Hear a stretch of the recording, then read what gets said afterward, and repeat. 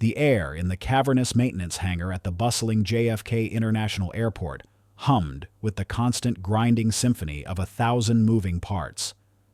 Jet engines shrieked in the distance, ground crews barked orders, and the rhythmic clang of tools echoed off the concrete floor. Yet, amidst this industrial cacophony, Maya Johnson moved with a quiet intensity, an almost supernatural intuition guiding her slender hands. In her late 20s, Maya was a brilliant aerospace mechanic, possessing a mind that could unravel the most complex mechanical puzzles and a work ethic that seemed to defy the limits of human endurance. But beneath her calm exterior, a quiet struggle brewed. The aviation industry, with its gleaming jets and high-flying dreams, remained stubbornly resistant to change, its upper echelons predominantly white and male. For Maya, every day was a battle against systemic challenges, racial prejudice, gender bias, and economic hardship that conspired to keep her true potential grounded. Her current project was an old, sputtering prop plane, relegated to a dimly lit corner of the hangar like a forgotten relic. The engine coughed and wheezed, a tired beast on its last legs. Maya leaned over it, her brow furrowed in concentration, her ear cocked to the subtle nuances of its wheezing breath. She didn't just hear the engine. She felt its vibrations, understood its murmurs, diagnosing its ills by the faintest tremor or the slightest alteration in its rhythm.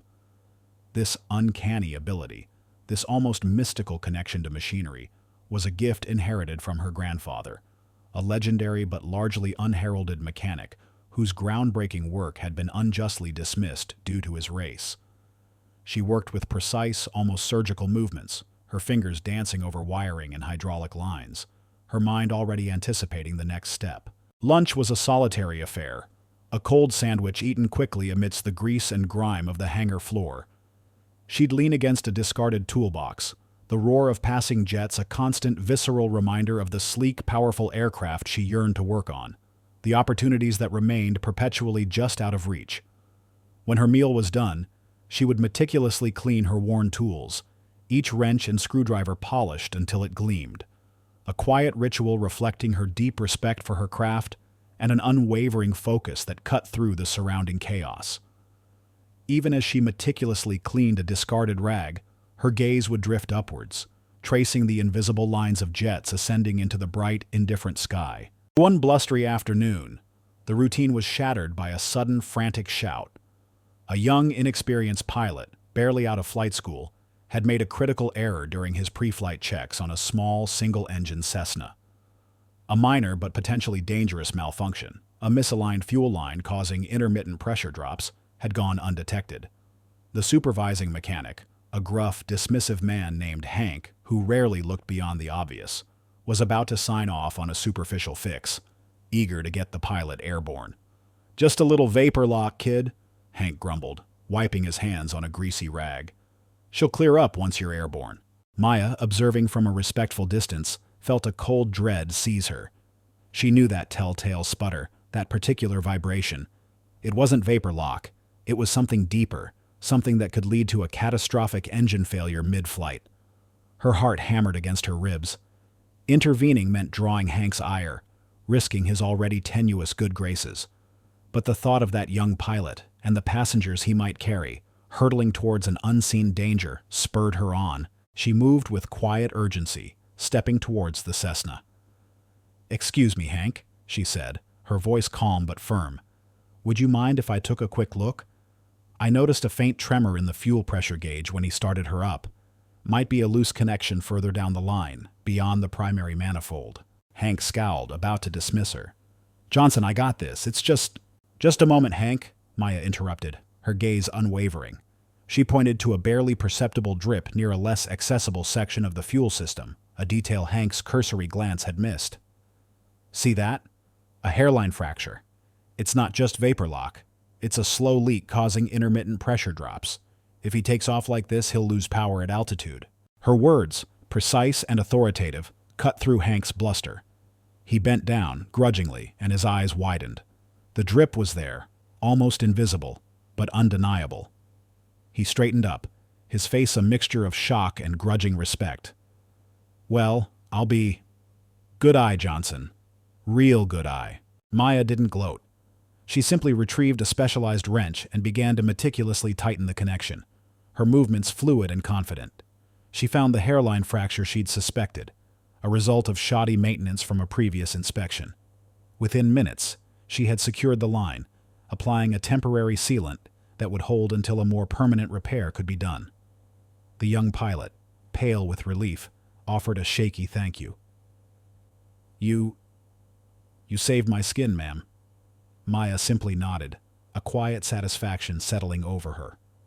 This selfless act, this quiet demonstration of her superior diagnostic skills and genuine care for aviation safety, highlighted her integrity and her deep commitment to her craft. It was her save the cat moment, ensuring that anyone witnessing it would immediately recognize her worth, solidifying her as a protagonist to root for. Hidden deep within her worn leather toolkit, carefully wrapped in a chamois cloth, was a small, intricately carved brass compass. It was an antique, its surface deeply tarnished with age, but its delicate needle still spun true. This wasn't just any compass. It was a family heirloom, passed down from her grandfather, Dr. Elias the Sky Whisperer Johnson. Elias had been a prodigy, a self-taught aerospace engineer whose groundbreaking work on early jet propulsion systems in the mid-20th century was unfairly dismissed and, in some cases, outright stolen due to the pervasive racism of his era. The compass, though appearing mundane, was whispered to have a hidden significance within her family, perhaps pointing to unseen solutions or unlocking forgotten mechanical truths. Maya often clutched it in moments of intense thought, its cool metal a tangible link to her grandfather's genius, a silent acknowledgement of her hidden legacy. It was a constant reminder of the brilliance that flowed through her veins, a brilliance that the world had yet to fully recognize. The rigid structure of the aviation industry manifested clearly in the person of Mr. Hawthorne Jenkins, the chief mechanic at the regional airport where Maya worked. A man in his late 50s, with a neatly trimmed gray mustache and an unshakable belief in strict rules and established procedures, Jenkins was the epitome of old-school aviation. He wasn't overtly malicious, but his entrenched skepticism and unconscious biases were as much a barrier as any locked door. He saw Maya as an anomaly, a disruptive presence in his carefully ordered world. Her intuitive, almost instinctive approach to diagnostics, her ability to fix complex issues that baffled his senior mechanics, made him deeply uncomfortable. He dismissed her talent as luck, recklessness, or even female intuition, anything but genuine, rigorous engineering skill. To him, she was simply not suited for the precision and formality of jet mechanics, a field he believed required a certain type of mind, a type that, in his view, didn't look like Maya. His dismissive glances, his subtle snubs, were a constant, grating reminder of the ceiling she was bumping against, a barrier constructed not of metal, but of prejudice. He was the misguided antagonist, his actions rooted in a stubborn refusal to adapt, and an ingrained bias that blinded him to true talent. Maya's growing frustration was a slow, burning fire within her. She meticulously crafted applications, detailing her rare skills, her exceptional diagnostic abilities, her perfect safety record. She applied to numerous positions at larger, more prestigious airlines, Delta, United, private jet services catering to the ultra-wealthy. Each time, she poured her heart into the resume, hoping this would be the one. Each time, the response was a polite, yet chillingly familiar rejection letter. Some cited lack of specific experience on larger aircraft, despite her demonstrably superior skills. Others vaguely mentioned a cultural fit issue, a thinly veiled excuse she had come to recognize. Each rejection was a fresh wound, a painful reminder of the invisible barriers of race and gender that seemed insurmountable, consistently pushing her deeper into despair. Her dreams of working on cutting-edge aircraft, of truly making her mark in the skies, seemed to be fading, dimming with each passing day, leaving her trapped in the dimly lit hangar, a brilliant mind stifled by an industry unwilling to see beyond its own prejudices. The weight of her grandfather's medical bills, too, was beginning to press down on her, a heavy shroud threatening to extinguish her flickering hope for a better future. The final rejection landed on Maya's workbench with the brutal finality of a death knell. It wasn't merely a polite dismissal. It was a carefully worded condemnation from Transglobal Airlines, one of the industry's titans. While your technical qualifications and diagnostic acumen are undeniably impressive, the letter stated, the words practically oozing condescension, we find your fit within the established cultural framework of our organization to be questionable at this time. The phrase, a thinly veiled, coded dismissal of her race and gender, sliced through Maya's last shred of hope for a conventional career path. It wasn't just a job offer denied, it was her entire future, her very identity as a professional, being systematically dismantled. The dream of working on cutting-edge aircraft, of truly soaring in the field she loved, dissolved into a bitter, acrid despair. Just as the professional blow landed, a deeply personal crisis erupted. Her beloved grandfather, Elias, the very source of her mechanical intuition and quiet strength, suffered a severe stroke. The regional hospital was ill-equipped. He required immediate, specialized neurological care at a cutting-edge facility in Boston. The cost was astronomical, a figure that mocked Maya's meager earnings from the dimly lit hangar. The mounting medical bills became an unbearable burden, a crushing weight that pinned her beneath a mountain of debt she couldn't possibly climb. Her quiet resilience, usually her greatest asset, was stretched to its breaking point. She felt a profound, aching helplessness, caught between her grandfather's fading life and her own stifled potential. This dual blow, the public rejection of her talent and the private anguish of her family's looming ruin, was deeply personal, threatening to obliterate her future and shatter her last remaining link to a meaningful past. A wave of profound despair and resignation washed over Maya, heavier than any engine block she'd ever lifted. The thought of abandoning aviation entirely became a persistent, insidious whisper in her mind. Why fight a system so determined to keep her down? Why subject herself to further pain and humiliation? The idea of retreating into a less demanding, more anonymous profession, perhaps even leaving the city, seemed a tempting escape. She could find work, any work, that didn't demand her soul, that didn't constantly remind her of what she wasn't, in the industry's narrow, prejudiced view. She agonized over her grandfather's condition, the rhythmic beep of his hospital monitor a cruel counterpoint to her growing sense of inadequacy. The familiar fear of public humiliation, of being exposed as an outsider who dared to dream too big, intensified. Her instinct screamed at her to remain unseen, to avoid any further attempts that might lead to more crushing rejections. Yet, amidst the suffocating despair, a stubborn, incandescent flicker of defiance ignited within her. It began as a faint glow, almost imperceptible against the darkness, but it pulsed with an unwavering primal strength. She closed her eyes, clutching the smooth, worn brass compass that was her grandfather's. A memory, vivid and potent, bloomed in her mind. Elias, his hands gnarled with age but still precise, patiently explaining the intricate dance of gears in a complex mechanism. "Maya," he'd said, his voice raspy with wisdom, "a machine's heart speaks, but only to those who truly listen. And some hearts, little bird, just need a different kind of listener." She recalled a specific passage from his worn technical journal, a dog-eared page filled with arcane diagrams and cryptic notes on unconventional diagnostic methods, methods dismissed by conventional engineers. "When all known paths fail," Elias had scribbled, his elegant script defying the grease stains, "seek the one that is unknown, for truth often hides in plain sight, for those brave enough to see it." This profound wisdom resonated deep within Maya, stirring a quiet, fierce defiance against the systemic rejections that sought to define her by her race and gender, rather than by her profound capabilities. She would not be broken. Her spirit, though wounded, refused to be extinguished. Driven by this renewed, desperate resolve, Maya scoured industry forums and obscure job boards, beyond the conventional channels.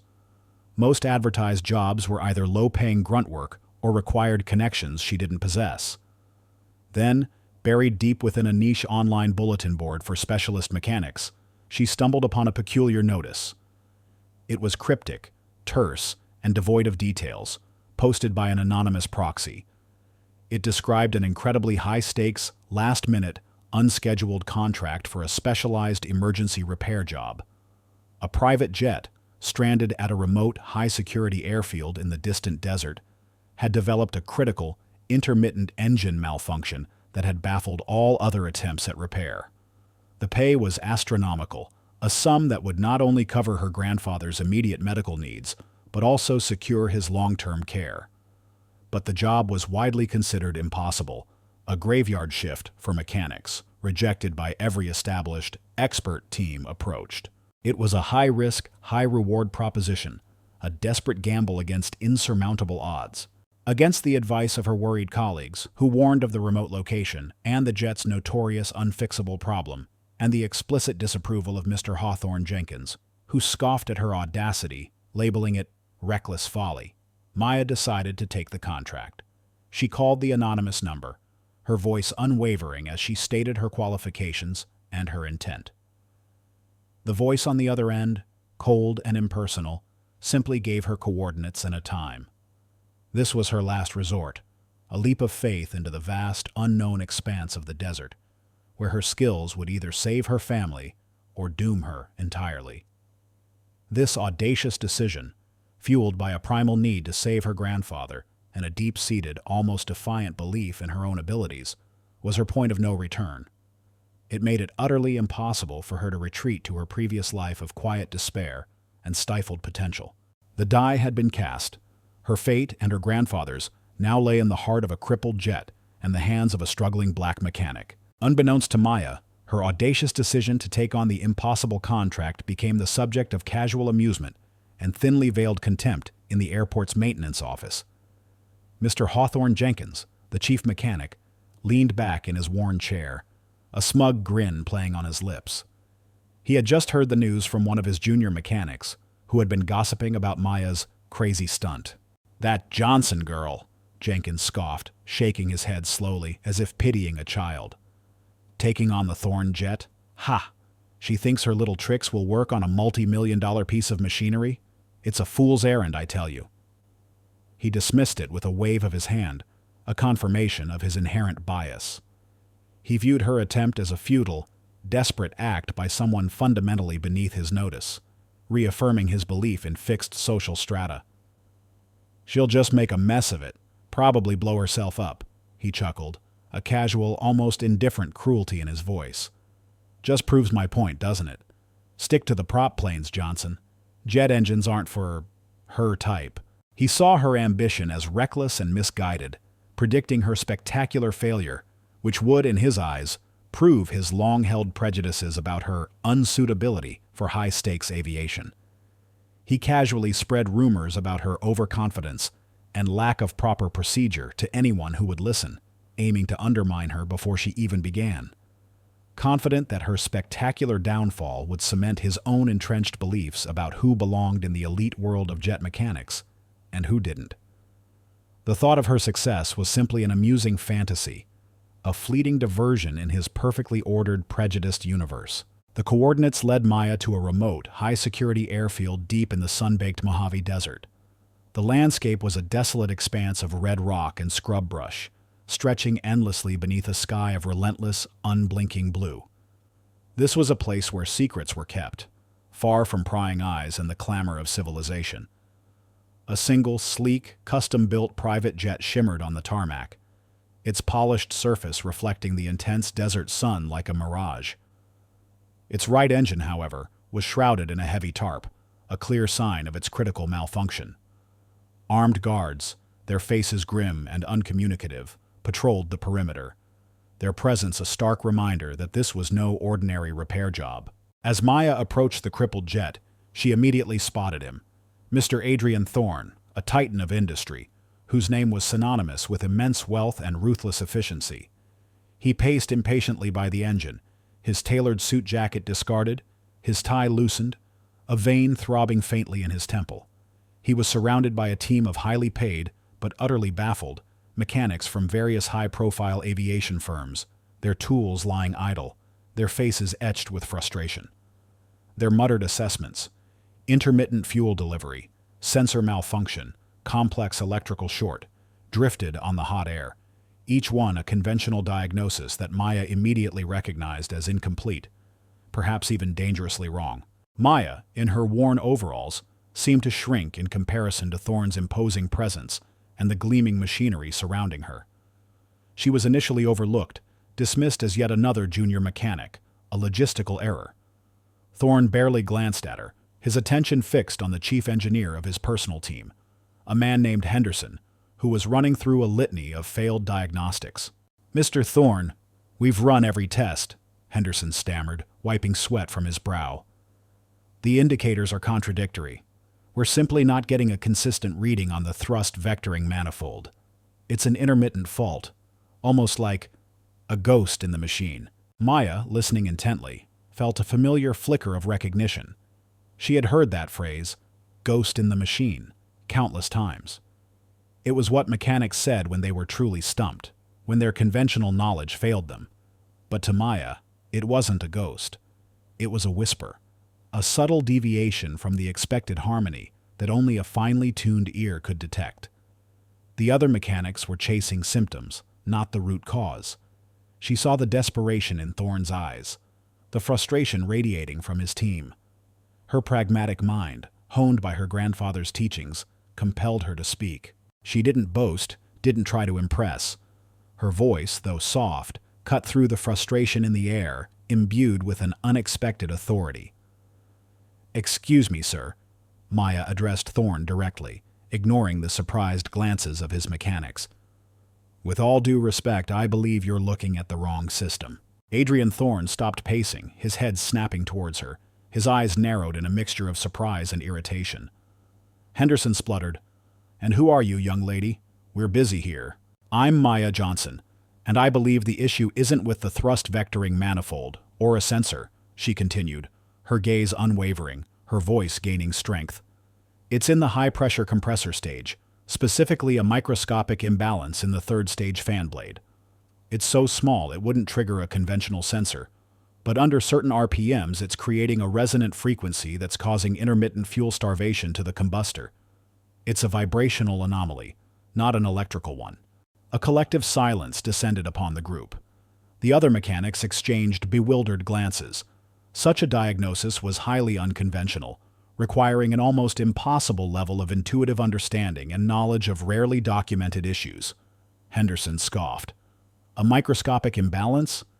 Miss, that's absurd. Our diagnostics would have picked up anything like that."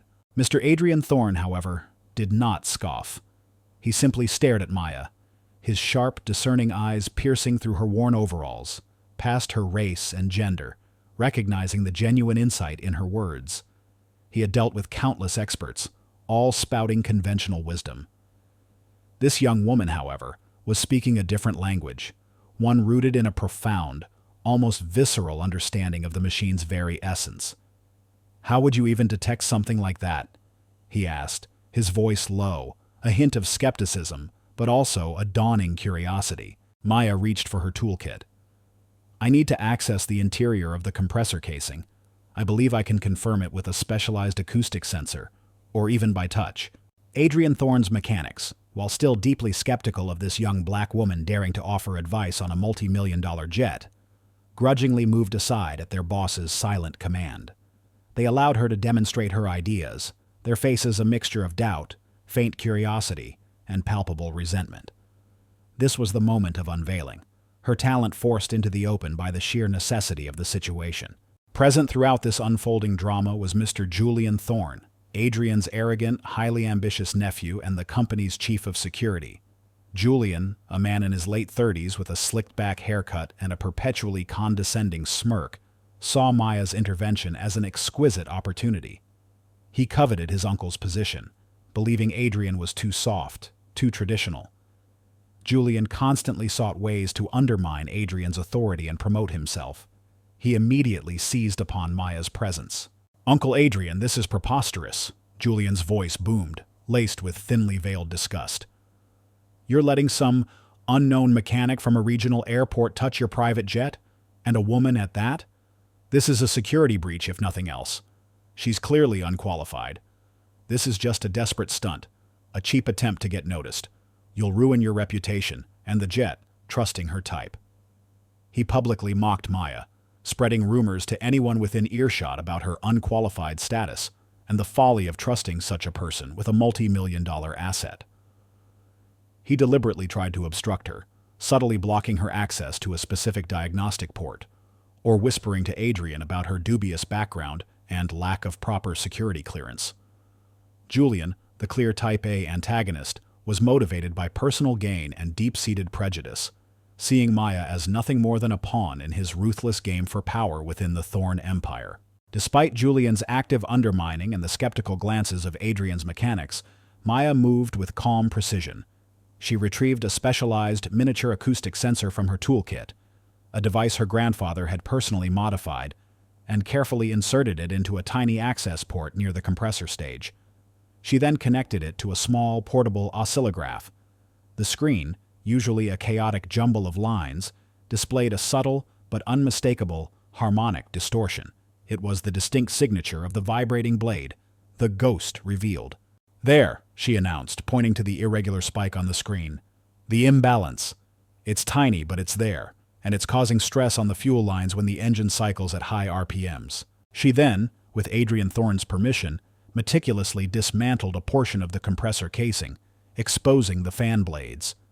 Her fingers, nimble and sure, ran along the edge of the third blade. "Here," she said, pointing to an almost invisible hairline crack, not even a millimeter in length. The microscopic imbalance, caused by this tiny fracture.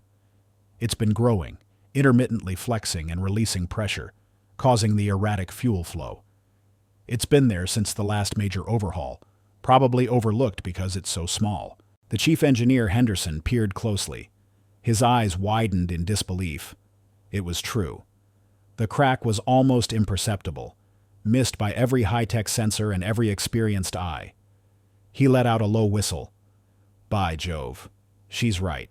Then, with the precision of a surgeon, Maya repaired the microfracture using a specialized heat-resistant epoxy and a technique her grandfather had developed for precision bonding, stabilizing the blade.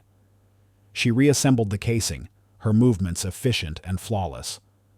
Against all odds, and despite Julian's incessant undermining, Maya's unconventional diagnostic methods had not only pinpointed the elusive malfunction, but provided a precise, elegant solution. Adrian Thorne himself gave the command, "Start her up." The jet's right engine, which moments before had been silent and crippled, sputtered once, then caught, roaring to life with a powerful, smooth hum. The diagnostic lights on the panel glowed a steady, reassuring green. The elusive malfunction had been banished. This initial success was a powerful breakthrough, validating her expertise beyond a shadow of a doubt. It began to earn her the wary, then growing respect of Adrian's team, whose faces were now a mix of awe and relief. Most importantly, it garnered the profound, dawning admiration of Mr. Adrian Thorne, who had witnessed her quiet competence firsthand, seeing not just a struggling black mechanic, but a woman of immense talent, unwavering strength, and almost supernatural intuition. His initial skepticism had completely melted away, replaced by an unmistakable sense of wonder.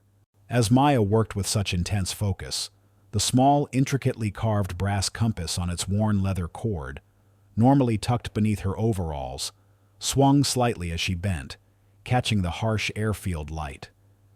It was a modest, unassuming piece, its intricate design of interlocking gears and subtle star pattern almost worn smooth by time. Mr. Adrian Thorne, though focused intently on the successful engine and the implications of this unlikely victory, caught a fleeting glimpse of it. Something about its unique craftsmanship and the subtle gleam of the tarnished brass stirred a faint, half-forgotten memory, a feeling of familiarity, a whisper from the past. He dismissed it for the moment, too caught up in the relief of his jet being fixed. He was focused on the immediate miracle, not yet realizing the profound historical significance of the unassuming piece of jewelry, or the legendary lineage it represented.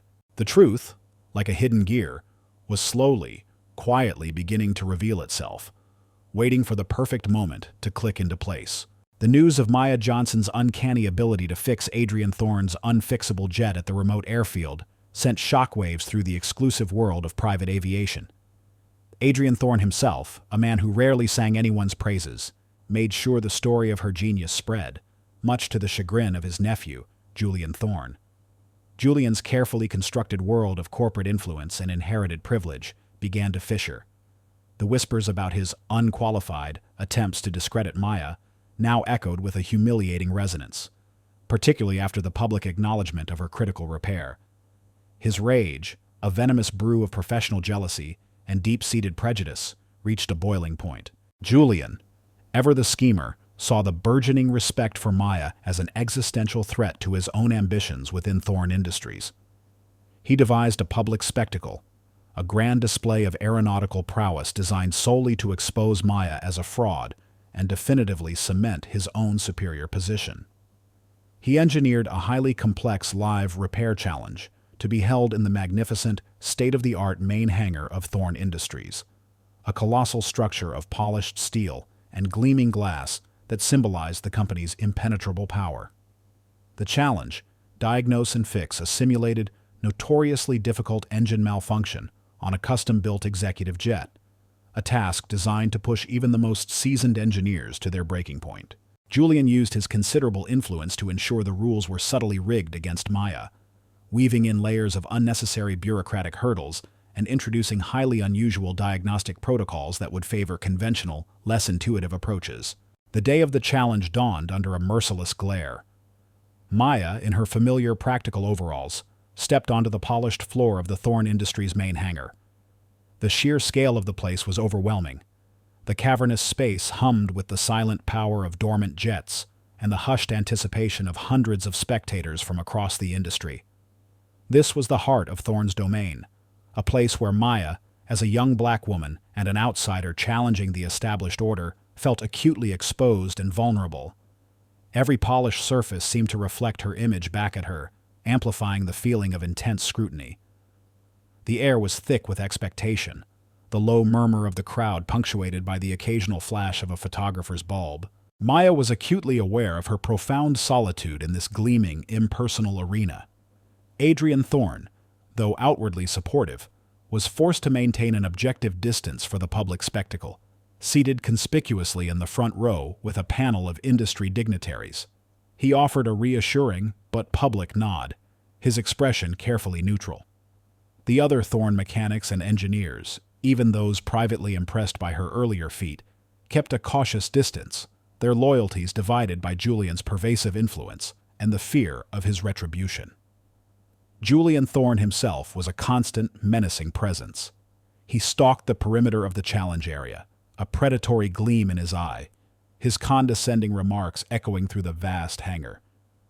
"Think your intuition will work on this, Johnson?" he sneered, loud enough for reporters to hear.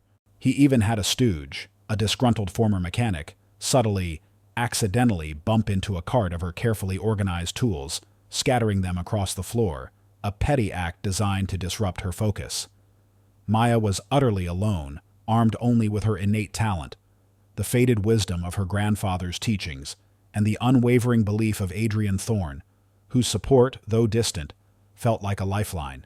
As if the rigged rules and Julian's constant harassment weren't enough, a new daunting constraint was announced. The master of ceremonies, a man clearly under Julian's thumb, stepped forward. "And to truly test the limits of expertise," he announced, his voice booming through the hangar's sound system, "we have an additional challenge. The critical diagnostic equipment, a proprietary Thorne Industries frequency analyzer, has experienced an unforeseen malfunction." He gestured to a large, inert machine.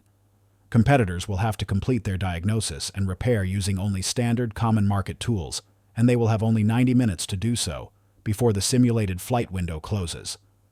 A ripple of gasps went through the audience. This was unprecedented. The frequency analyzer was indispensable for diagnosing the specific type of intermittent electrical fault simulated in the jet's engine. Without it, the task was deemed impossible by conventional means. This pushed Maya to the brink, forcing her to innovate under extreme pressure, relying on her unique intuitive knowledge to find a solution that others would dismiss as sheer fantasy. The clock began its relentless digital count, each tick a hammer blow against her dwindling time. Maya stepped forward, her gaze unwavering, her expression a mask of intense concentration. She ignored Julian's smug grin and the muttering of the engineers who believed the task truly impossible without the proprietary equipment. She didn't rush, didn't frantically pull out tools. Instead, she performed a ritualistic sequence. She laid out her common tools meticulously, each wrench, each screwdriver, a familiar extension of her own hand. Then, with a silent, almost sacred gesture, she carefully placed her grandfather's tarnished brass compass on a small, clean rag near the jet's open engine cowling.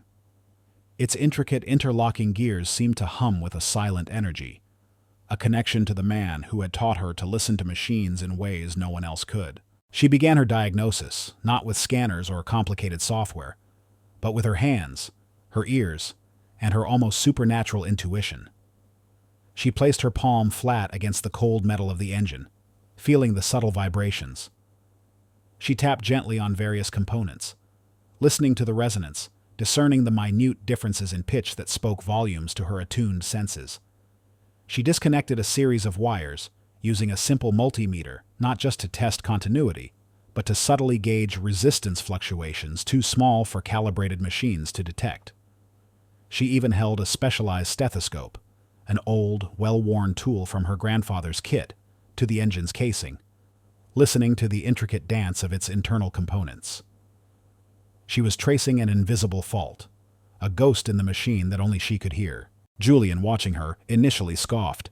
"She's trying to feel the problem, Uncle. What a charade." But as minutes ticked by and Maya methodically narrowed down the possibilities, his confidence began to waver. He tried to disrupt her, offering loud, incorrect advice to the judging panel. "She's wasting time. That's not protocol. This is why you need proper training. Not guesswork." He even instructed a stagehand to subtly increase the ambient noise in the hangar, hoping to drown out the subtle sounds Maya was listening for. But Maya remained focused, her concentration absolute. She traced a complex series of wires, her fingers moving with a dancer's grace, her intuition guiding her to the most unlikely of places. She wasn't just guessing.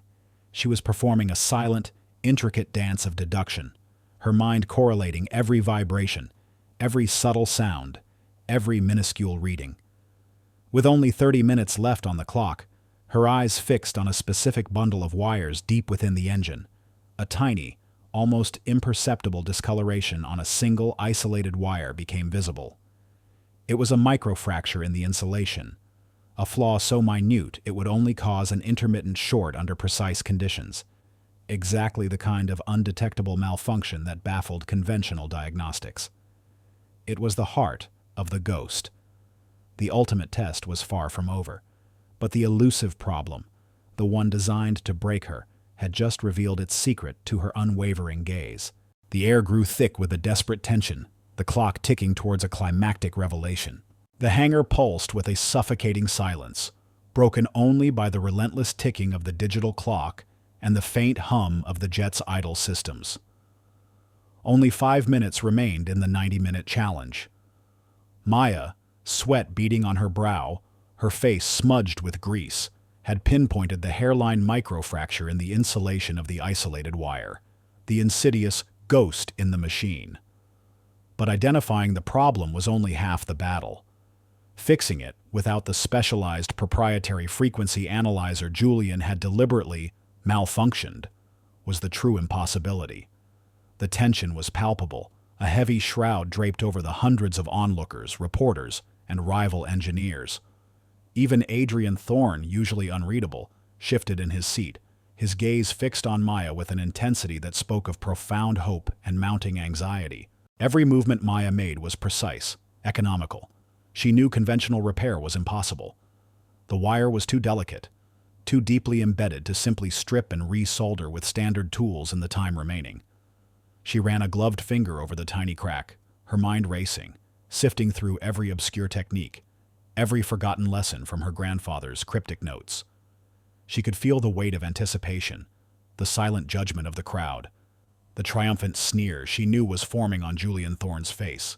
With 2 minutes left on the clock, a horrifying event occurred. A loud, piercing alarm blared through the hangar, signaling a critical system-wide failure in the jet's hydraulics. a separate, unrelated malfunction designed by Julian to add another layer of insurmountable pressure, a final, catastrophic obstacle. The engine, which had been idling smoothly, sputtered violently, threatening to cut out. A collective gasp rippled through the crowd. Julian Thorne, who had been watching from the sidelines, his face a mask of barely contained triumph, let out a loud, mocking laugh that echoed through the vast space. "There she goes! Catastrophic failure! Told you she was a hack! Game over, Johnson!" he roared, his voice laced with venom and absolute certainty, already savoring his victory. For a terrifying, agonizing beat, it seemed all was truly lost. Maya froze, the blaring alarm a deafening shriek in her ears, the jet's violent shudder a physical blow. Despair, cold and sharp, pierced through her. The hydraulic failure was too complex, too extensive to fix in mere seconds. Her meticulously precise repair of the microfracture felt utterly meaningless in the face of this new, engineered catastrophe. It was the familiar sting of helplessness, amplified 1,000-fold, every past rejection, every prejudice she had faced, rushing back to overwhelm her. The sheer impossibility of the situation pressed down on her, threatening to crush her spirit. Adrian Thorne, too, slumped in his seat, a visible sag of crushing disappointment. His belief, his hope, seemed to drain away. But then, a surge of fierce, defiant energy ignited within Maya. It was a primal refusal to be defeated, a resonant echo of her grandfather's unwavering spirit. His voice, in her mind, clear as a bell. "When they build a wall, Maya, find the hidden passage. There's always a bypass." A specific, obscure technique from Elias's hidden notes flashed through her mind, an unorthodox, incredibly risky bypass procedure for hydraulic systems, using unexpected, almost mundane components, designed for emergency last-ditch scenarios. It was a long shot, a desperate measure, but it was the only one. With a furious flurry of action, her movements a blur of practiced grace and intuitive genius, Maya retrieved a small, oddly shaped brass valve from a hidden compartment in her toolbox, a piece her grandfather had designed for experimental purposes years ago, a universal bypass valve. With an almost superhuman speed, she connected it to a series of auxiliary ports, diverting the hydraulic pressure around the failed section. Her hands moved with a surgeon's precision, twisting, tightening, sealing. Her brow was furrowed in intense concentration, beads of sweat trickling down her temples, her breath coming in ragged gasps. Julian's mocking laughter faded into the background, drowned out by the thunderous beat of her own heart. The clock ticked. 30 seconds. 20. 10. Finally, just as the timer hit 0, Maya snapped the last connection into place. The blaring alarm, miraculously, fell silent. The jet's engine, which had sputtered violently, now smoothed into a powerful, steady hum. The diagnostic lights on the panel, which had been a chaotic, flashing red, turned to a solid, reassuring green, indicating full system integrity. The elusive malfunction and the deliberate sabotage had both been banished by her audacious ingenuity. The hangar exploded. Julian Thorne's triumphant sneer, frozen on his face, contorted into a mask of pure, unadulterated shock. His jaw dropped, his eyes wide and vacant, completely disconnected from the reality unfolding before him. He stumbled backward, his carefully constructed world collapsing. He looked around for someone to share his disbelief, but every single face in the vast arena was turned towards Maya, their expressions shifting from disbelief to absolute astonishment, then to unadulterated, roaring admiration. He sank into his seat, a small, pathetic figure, utterly defeated, his face paling to an ashen gray. His defeat was complete, his malice utterly vanquished by the undeniable force of her genius. Mr. Adrian Thorne, who had been rigid with tension, slowly rose to his feet, his eyes wide with a profound, almost dizzying sense of awe. His meticulously maintained composure finally cracked, replaced by an expression of pure, unbridled wonder. He began to clap, slowly at first, then with increasing fervor, leading the thunderous standing ovation. The applause swelled, a roaring tsunami of sound that washed over Maya, acknowledging not just her skill, but her extraordinary courage, her groundbreaking ingenuity, and her unwavering spirit. Other engineers, initially doubtful and dismissive, now stared in open-mouthed wonder, their faces etched with dawning respect, their professional pride humbled by the sheer brilliance they had witnessed. Murmurs of "unbelievable," "a genius," and "she fixed the impossible" swept through the hangar, growing into a deafening roar of adoration. The sheer force of their collective recognition, the deafening applause and the visible emotion in their faces confirmed Maya's absolute victory, her undeniable genius, and her complete vindication. As Maya, flushed with exertion and a quiet blossoming pride, bowed to the roaring crowd, the harsh hangar lights caught the gleaming brass compass that she clutched tightly in her hand.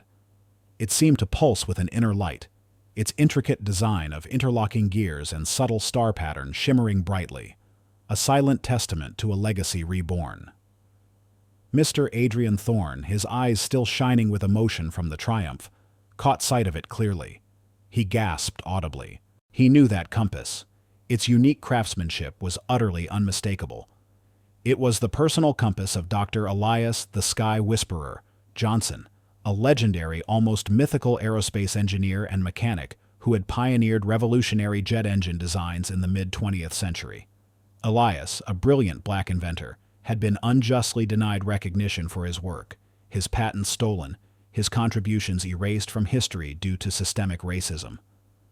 Adrian Thorne's own father, a fledgling industrialist, had witnessed Elias's genius firsthand decades ago. He had even tried, unsuccessfully, to help Elias secure his patents and recognition, a profound secret regret he carried for decades. A story Adrian had heard only in hushed, melancholic tones from his dying father. The compass, gleaming in Maya's hand, confirmed her lineage. She was Elias Johnson's granddaughter, inheriting not just his unparalleled mechanical genius, but also his quiet dignity, his relentless pursuit of knowledge, and the very spirit of innovation that had defined him. This revelation, hitting Adrian Thorne with the force of a physical blow, elevated Maya from a surprising talent to a living legend, the direct, rightful heir to an almost mythical engineering legacy.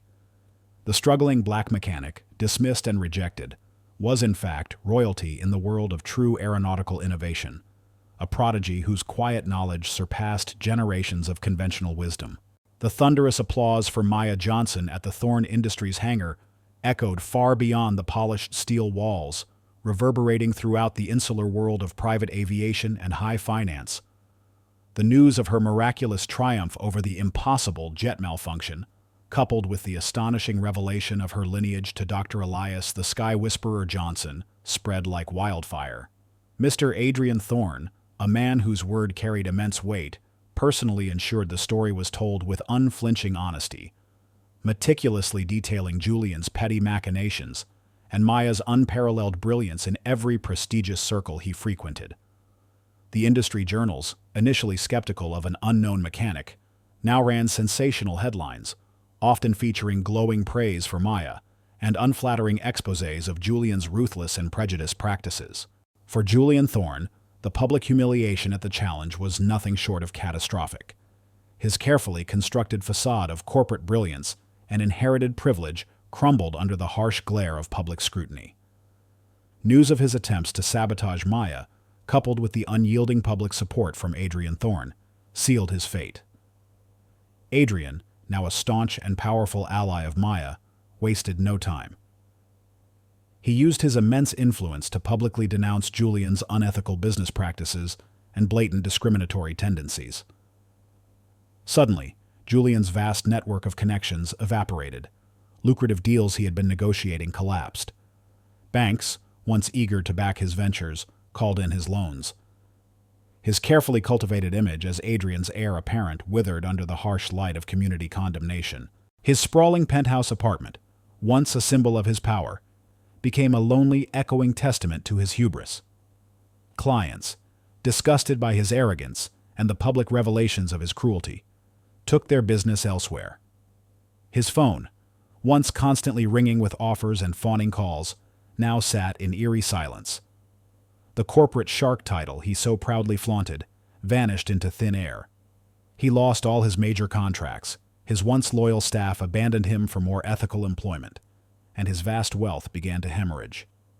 Julian tried to reclaim his lost dignity. to bluster and deny, to threaten and intimidate. But his words now rang hollow, his reputation in tatters, reduced to a bitter, isolated man consumed by his own small-mindedness. He ended up financially ruined and socially ostracized, a fitting end for his greed and prejudice. One cool evening, weeks after the challenge, Maya was reviewing blueprints for a new research facility at Thorne Industries when a security guard informed her Julian Thorne was waiting to see her. She hesitated, then agreed. He entered her pristine, high-tech office, a stark contrast to his now disheveled appearance. He looked older, his shoulders slumped, his face pale and drawn. He spotted Maya, sitting composed behind a sleek, glass-topped desk, and for a long moment simply stared, the usual sneer absent from his lips. His eyes, once arrogant, now held a strange, almost pathetic mix of defeat and grudging awe. "Maya," he rasped, his voice rough, devoid of its usual condescension. He cleared his throat, a flicker of something akin to genuine respect, or perhaps fear, appearing in his eyes for the very first time. That was something. No one could have done that. Not like that. You won. He shifted his weight, clearly uncomfortable, unable to offer a full apology. But the simple, uncharacteristic admission, the quiet acknowledgement of her undeniable skill and the sheer scale of her victory, was a testament to how profoundly she had shattered his rigid world. He finally saw her, not as a nuisance, an inferior, or a threat, but as an undeniable force of nature, a master of the very domain he had claimed to dominate. His defeat was complete, his prejudice shattered by the irrefutable truth of her talent. For Maya, however, the challenge was not just a victory, it was a watershed moment, the opening of doors to an unimaginable future. Mr. Adrian Thorne, utterly captivated by her genius and deeply moved by the discovery of her lineage to Dr. Elias, the Sky Whisperer, Johnson, a man his own father had deeply admired and lamented the injustice done to, wasted no time in making an extraordinary offer. He invited Maya, not merely as an employee, but as an indispensable partner, a visionary, into his inner circle of aerospace innovation. He saw in her the continuation of a legacy he felt honor-bound to restore. "Maya," Mr. Thorne had said, his voice now imbued with a profound respect she hadn't anticipated, as they sat in his opulent office overlooking the city skyline, surrounded by models of revolutionary aircraft. "Your grandfather, Elias, was more than an engineer. He was an artist, a prophet. He understood the very breath of a jet engine, the silent language of thrust and lift. And you, my dear, you have his hands, his mind, his very spirit." He spoke of seeing beyond the visible, of listening to the subtle whispers of a coming breakthrough. You possess that gift, magnified. He presented an unparalleled opportunity, a full partnership in establishing a groundbreaking, independent division within Thorne Industries, to be known as Johnson Aeronautics. He would provide the significant financial resources, the state-of-the-art facilities, and access to his extensive scientific library and network of experts. Maya, in turn, would oversee the research, design, and development of revolutionary aerospace engineering, focusing on sustainable jet propulsion, silent flight technologies, and innovative aircraft design.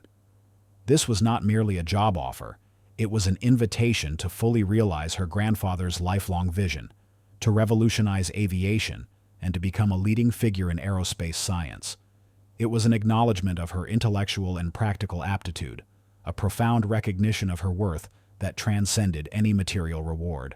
This was the true compensation, the ultimate prize, the freedom and resources to fully explore and develop her prodigious talent, to forge a legacy that would benefit generations. She would be surrounded by top scientific minds, given every tool she needed to become a master in her own right, building upon her grandfather's pioneering work. He even promised to dedicate legal teams to systematically recover her grandfather's stolen patents and ensure his rightful place in history. Maya, her eyes wide with a mixture of wonder and burgeoning hope, accepted with a quiet solemnity. The offer was a revelation, a validation of the quiet passion that had long burned within her. Her cramped apartment in the city, the struggles, the rejections, the daunting journey westward, all now felt like a chrysalis from which she was about to emerge, transformed. Later that evening, as the desert sun dipped below the horizon, painting the sky in fiery hues, Adrian Thorne drove Maya back to his private estate. The conversation was easy, flowing, a natural rhythm developing between them. He spoke of his own father, of the old man's deep admiration for Elias Johnson, and the profound regret he carried that he could not help Elias more in his time. "My father often spoke of the injustice done to your grandfather," Adrian said, his voice soft. "He saw his genius, recognized his vision. He would be so proud to see you carrying on that legacy, Maya. He truly would." They stopped by a small, tranquil pond on the estate. The air was cool, carrying the scent of night-blooming desert flowers. Adrian turned to Maya, his eyes earnest, filled with a warmth that went beyond professional respect. "Maya," he began, his voice a little shaky, "this journey, meeting you, it has redefined everything for me. You're brilliant, courageous, and possess a spirit that simply shines. I've seen true genius, and I've seen true character, and you embody both. Beyond business, beyond legacy, I've found something truly extraordinary with you."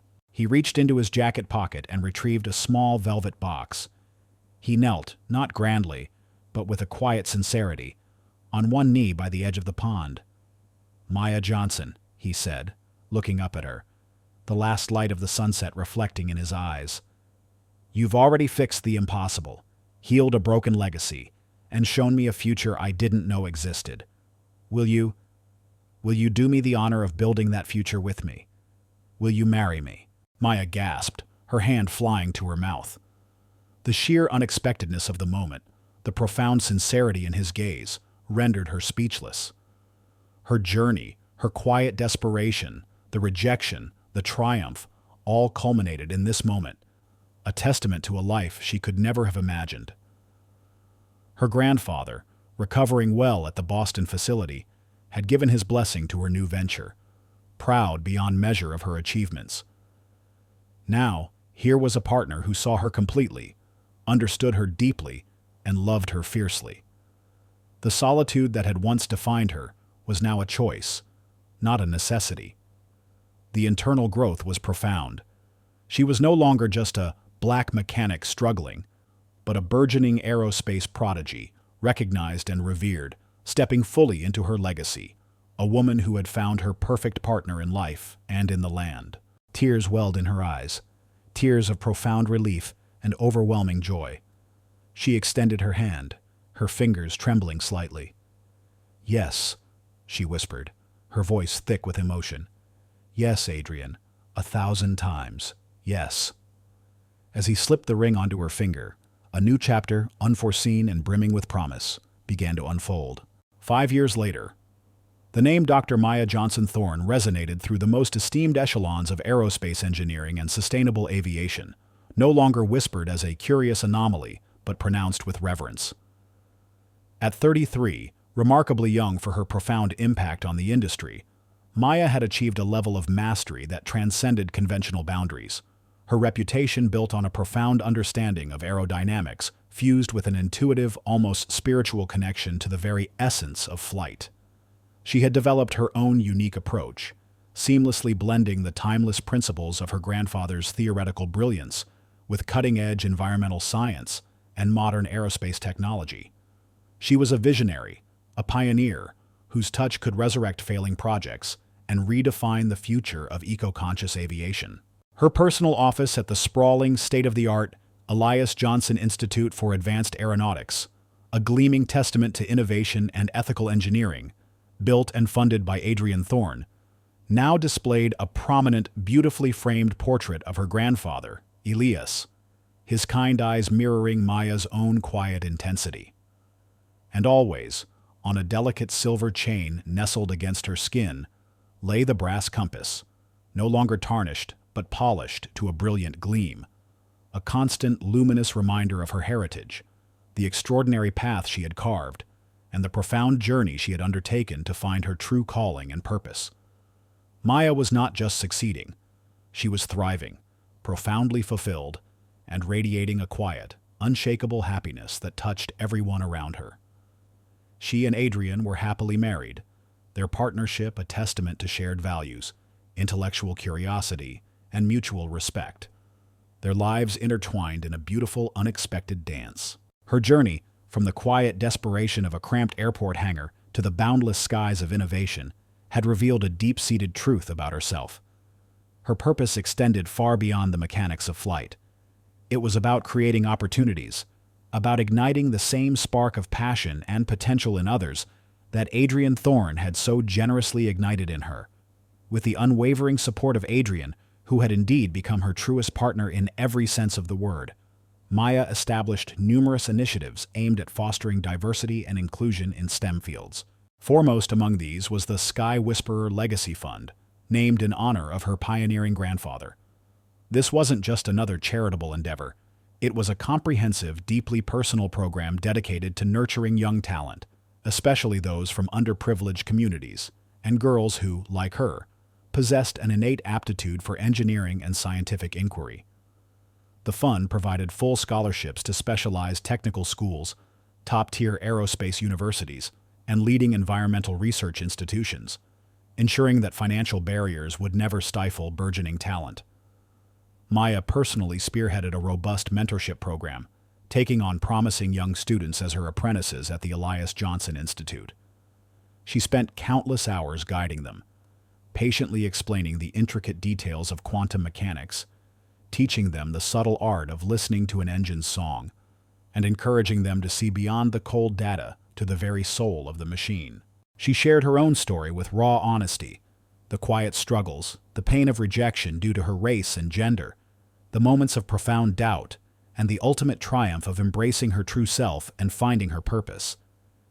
She often emphasized that true success wasn't merely about individual achievement, but about the profound responsibility of lifting others, of illuminating paths for those who might otherwise remain in the shadows, their talents unseen, their voices unheard. Her work with the fund was not just philanthropy. It was a living embodiment of her gratitude, a deeply personal mission, and her unwavering commitment to forging a more equitable and sustainable future for all.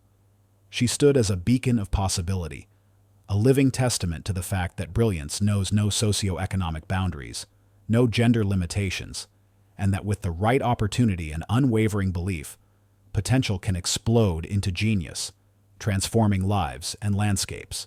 The sun, streaming through the vast, environmentally conscious windows of the Elias Johnson Institute's state-of-the-art testing facility, cast a warm, golden glow on Maya.